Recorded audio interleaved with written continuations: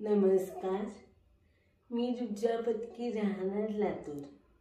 मनस्पर्शी साहित्य परिवार आयोजित एक पान कवितेचे या सदरात मी तुम्हा सर्वांचं मनापासून स्वागत करते.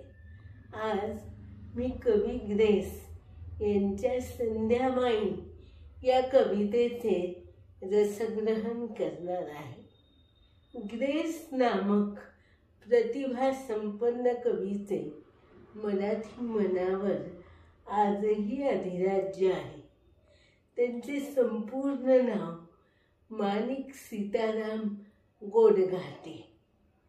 त्यांच्या कविता जितक्या समजायला अवघड वाटतात तितक्याच त्या वाचायला आणि ऐकायला गोड वाटतात. त्यातील अर्थ गहन आणि अनाकलनीय असतो. कविता ही कुणालाही वारसा हक्काने मिळत नाही आणि ती अर्थापलीकडचा अनुभव घेणारी प्रक्रिया आहे असे खुद्द कवी ग्रेस यांनी म्हटलेले आहे. संध्यामाई ही कविता त्यांचे चंद्रमाधवीचे प्रदेश या कविता संग्रहातील आहे. शब्दाने उठले पक्षी अन दूर पळाला वारा. शब्दाने उठले पक्षी अन दूर पळाला वारा. पाण्याच्या हृदय तळाशी मग येऊन बसल्या तारा.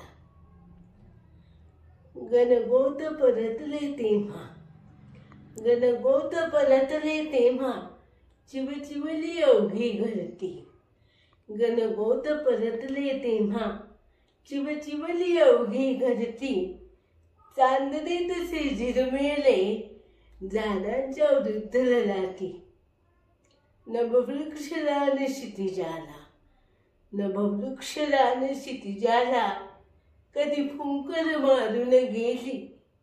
कळले न कुणाला काही संध्येची चाहूल ओली. हा रोज सूर्य असताना, हा रोज सूर्य असताना जातो न कळे मज काही. हा रोज सूर्य असताना जातो न कळे मज काही. झोळीत कधीही माझ्या अंधार उगवला नाही. तू हसलीस तेव्हा माझ्या, तू हसलीस तेव्हा माझ्या हृदयात मिसळली जाई.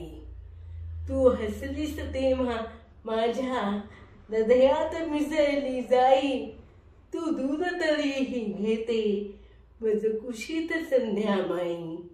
तू दूर तरीही घेते मज कुशीत संध्यामाई.